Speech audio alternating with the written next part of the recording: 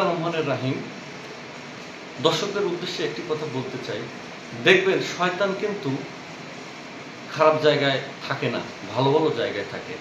যেমন যাত্রা প্যান্ডেলে কিন্তু শয়তান থাকে না। শয়তান চিন্তা করে যে এখানে সবাই আমার বড় ভাইরা আছে। দেখবেন সিনেমা হলে শয়তান থাকবে না, শয়তান চিন্তা করে যে এখানে সবাই আমার ভাইরা আসছে। দেখবেন শয়তান কিন্তু নাচ গান এবং থিয়েটারে থাকবে না, এখানে চিন্তা করে সবাই আমার ভাইরা আসছে, এখানে আমার প্রয়োজন নেই। দেখবেন ভালো ভালো কাজে শয়তান থাকবে।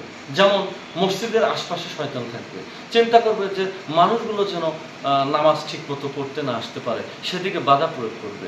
দেখবেন মাহফিলের আশপাশে শয়তান থাকবে, সেখানে চিন্তা করবে যে শয়তান মানুষদের বাধার সৃষ্টি করবে, যেখানে এখানে কোরআনের কথা যেন না শুনতে পারে। মানবিক কাজে দেখবেন শয়তানের বাধা প্রয়োগ করবে, যে এরা যেন মানবিক কাজ না করতে পারে।